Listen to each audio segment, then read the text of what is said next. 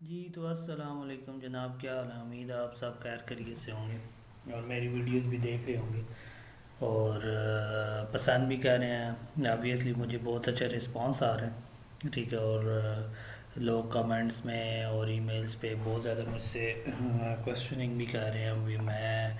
मुझे ये खुशी भी होती है लोगों की हेल्प आउट करके फ्री ऑफ कास्ट।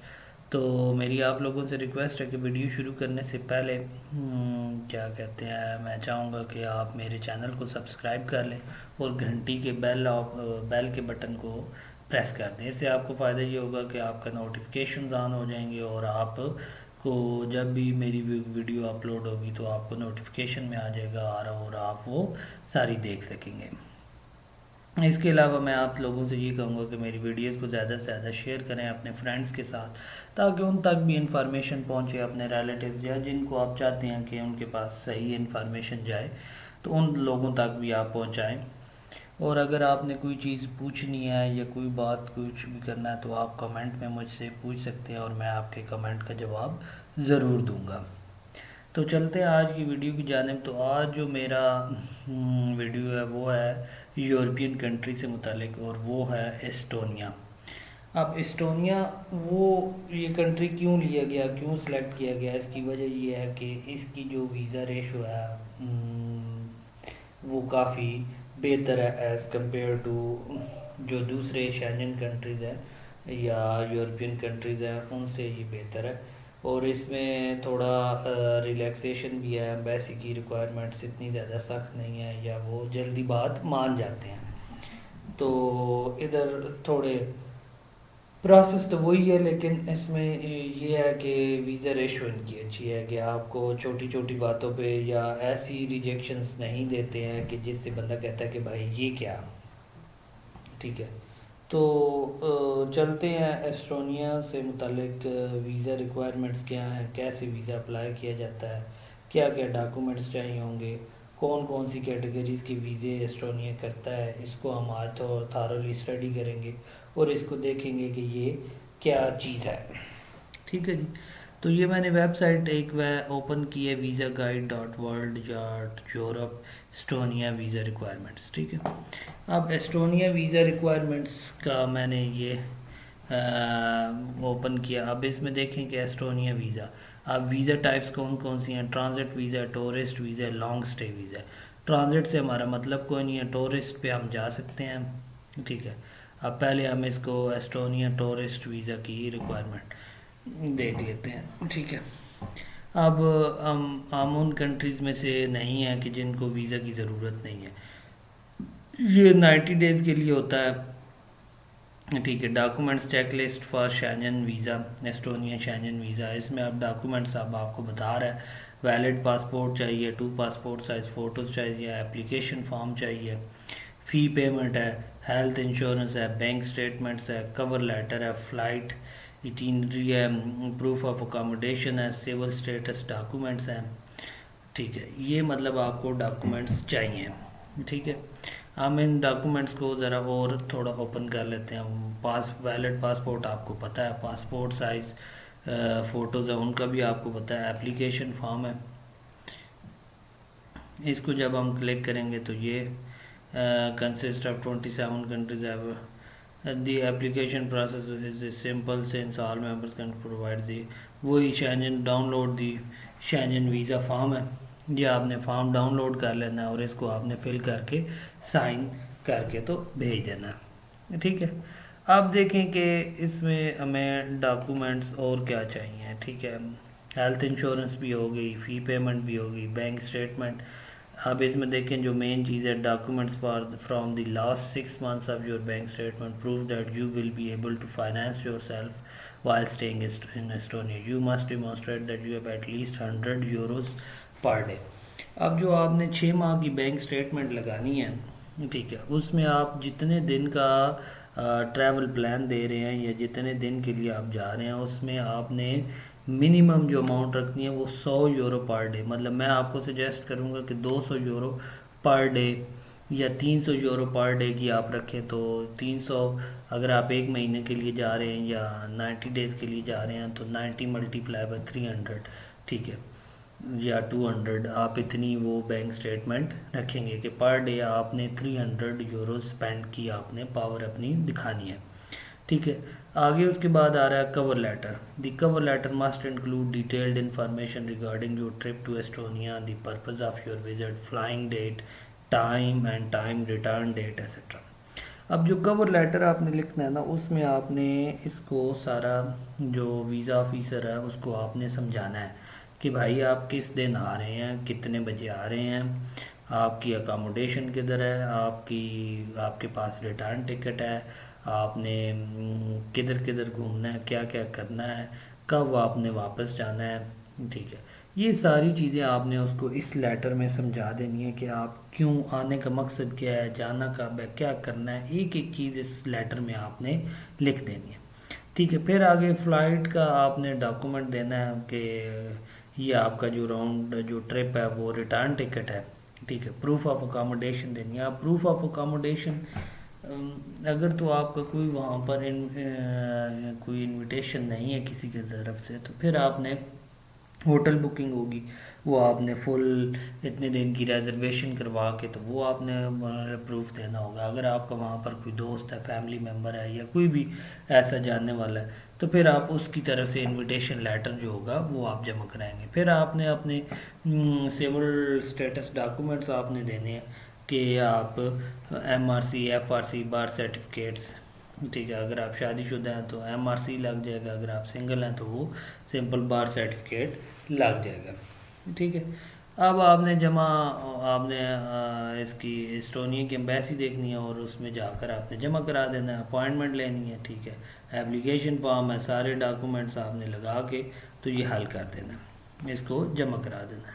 ठीक है। अब इसकी जो फ़ीस है वो अडल्ट की 80 यूरो है।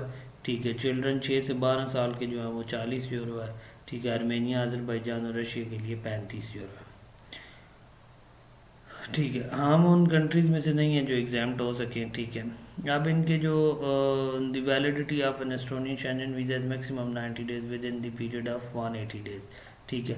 90 डेज तक आप जा सकते हैं, सिंगल एंट्री है, मल्टीपल एंट्री है। ठीक है। ठीक है। और part of Schengen study, can I study in Estonian with Schengen visa. With an Estonian Schengen visa, you will be able to finish any course that lasts 90 days. However, you will not be able to finish your studies for BA or MA degree. To be able to finish your studies, you will need to apply for Estonian student visa. वहाँ पर student visa भी apply कर सकते हैं। ठीक है। अब इसके ऊपर भी मैं आपको वीडियोस बनाऊंगा, स्टूडेंट वीज़ास के ऊपर भी। मैं अब ये सोच रहा हूँ कि हर कंट्री की कुछ चंद एक यूनिवर्सिटीज़, अच्छी यूनिवर्सिटीज़ ली जाएँ और पर यूनिवर्सिटी को डिटेल के साथ डिस्कस किया जाए और उसमें जो बेस्ट कोर्सेज हैं और उनकी जो रिक्वायरमेंट्स हैं वो सिलेक्ट की जाएँ। ठीक है। उसके ऊपर वीडियो बनाई जाए, क्योंकि इस तरह इससे फ़ायदा ये होगा कि जो जो लोग स्टूडेंट वीज़ा पे या जिनके पास जो जो ऑप्शन अवेलेबल है वो उसको वो यूटिलाइज़ कर सकें।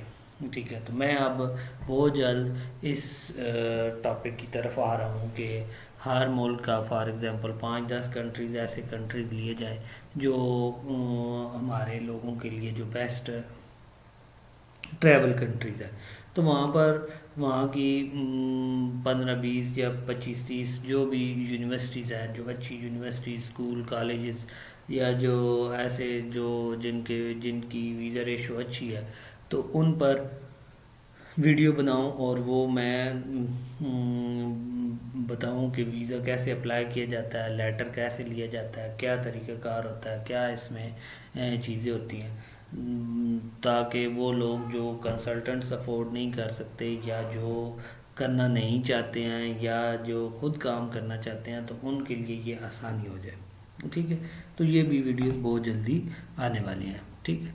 आगे चलते हैं। प्लेसेस टू विज़िट है। ठीक है। आपको एक वो छोटी सी इंफॉर्मेशन वो दे रहा है कि जो आपने ट्रैवल प्लान देना है कि आपने कौन कौन सी विज़िट प्लेसेस जो हैं वो विज़िट करनी है, वो यहाँ पर वो आपको दी गई हैं। टैलिन है, टाटू है। ठीक है।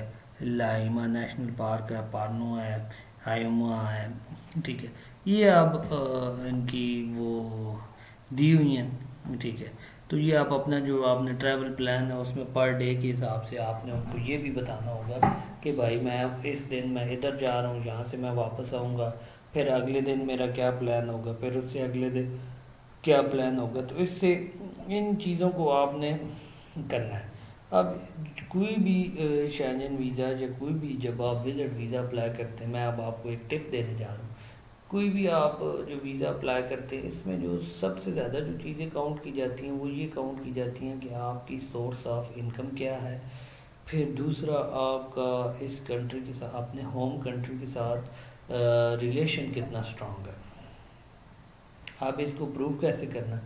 प्रूफ ऐसे करना है कि आपका जो बिज़नेस है, जो बैंक स्टेटमेंट है और बिज़नेस जो है वो मैच होना चाहिए। ठीक है, फॉर एग्ज़ाम्पल आप बिज़नेस नहीं करते हैं, कुछ भी नहीं करते हैं और आपने स्टेटमेंट 1 करोड़ की लगाई हुई है, भाई वो देखेंगे कि भाई 1 करोड़ रुपया आया किधर से, दिया किसने, क्या किया क्या। वो आपने उनको बताना है कि भाई 1 करोड़ रुपया मेरा कहाँ से आया, चाचे ने दिया, मामे ने दिया, बाप ने दिया, माँ ने दिया, कहीं से तो आया ना। वो आपने उनको ये बताना है, उनको सेटिस्फाइड करना है। फिर दूसरा आ जाता है अपने होम कंट्रीज़ के साथ आपने रिलेशनशिप कितना आपका स्ट्रांग है, कि आप वहाँ जाकर भागेंगे तो नहीं या इलीगल तो नहीं हो जाएंगे। इस चीज़ को आपने प्रूफ करना है। तो इसको प्रूफ करने के लिए आपको क्या डॉक्यूमेंट्स मेरे ख्याल में चाहिए होंगे, वो ये चाहिए होंगे कि अगर आपके नाम पे कोई प्रॉपर्टी है वो आप लगा दें, अगर आपके नाम पे गाड़ी है, बाइक है, कोई ज़मीन है, कुछ भी है, वो आपने वो लगाना है और उनको बताना है कि भाई मेरे या इस मुल्क में मेरे ये असासे मौजूद हैं, मैं इन असासों को नहीं छोड़ सकता हूँ। अगर आप जॉब करते हैं तो अपनी जॉब की डिटेल्स देनी है, ठीक है, और अपना जो जो जो आपका वेकेशंस लेटर होगा वो आपने बताना है, ठीक है। इस तरह की चीज़ें हैं जो आपने उनको प्रूव करके देनी है कि भाई हम वहाँ जाकर इलीगल नहीं होंगे, हमने वापस आना है, ठीक है।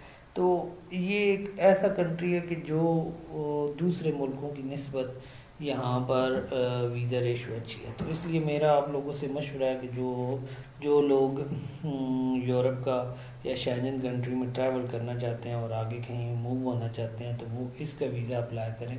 ये कदरे आसान है as compared to Italy, France, Germany, Spain, ये जो बड़े कंट्रीज़ हैं जिनकी वीज़ा पॉलिसीज़ बहुत सख्त है।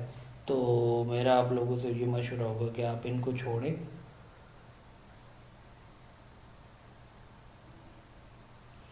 आप एस्टोनिया का अप्लाई करें क्योंकि ये भी शेंजन जोन में ही है और आप कहीं भी ट्रैवल कर सकते हैं। तो ये थी मेरी आज की वीडियो, क्योंकि मैं यूरोप को भी वो देख रहा था।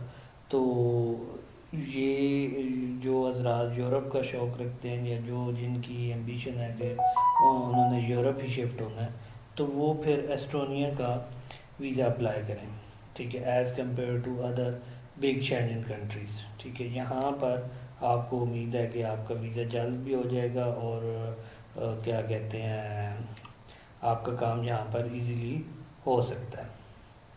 तो अगर आपको आपको शेंजन वीज़ा से मुतल्लिक, एस्टोनिया वीज़ा से मुतल्लिक कोई भी इंफॉर्मेशन चाहिए तो आप मुझे कमेंट में मुझसे पूछ सकते हैं, मैं आपके हर कमेंट का जवाब दूंगा, ठीक है।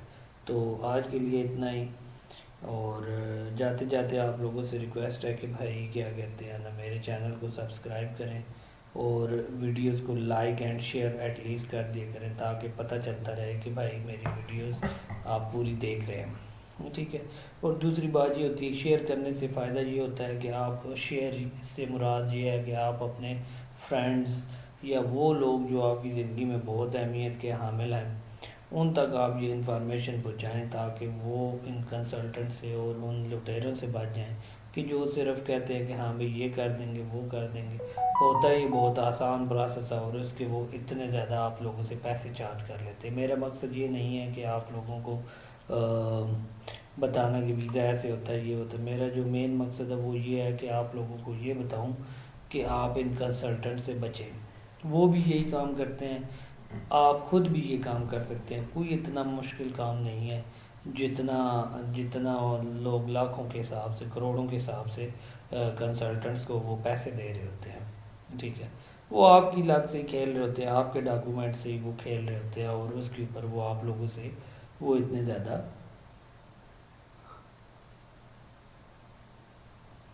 वो इतने ज़्यादा आप लोगों से चार्जेस ले रहे होते हैं। तो जाते जाते आप लोगों से रिक्वेस्ट है कि प्लीज़ मेरे चैनल को सब्सक्राइब करें और मुझे सपोर्ट करें। आज के लिए इतना ही, फिर मिलते हैं नेक्स्ट वीडियो में नए वीज़ा के साथ और नए कंट्री के साथ। होपफुली एस्टोनिया स्टूडेंट वीज़ा का भी मैं बहुत जल्द वीडियो उसकी भी स्टार्ट करूँगा, ताकि वो लोग जो यूरोप स्टडी वीज़ा पर जाना चाहते हैं उनके लिए भी हेल्प हो जाए और वो अपना वीज़ा वो खुद अप्लाई करें। तब तक के लिए अपना बहुत ख्याल रखिएगा। Okay, thanks, bye bye.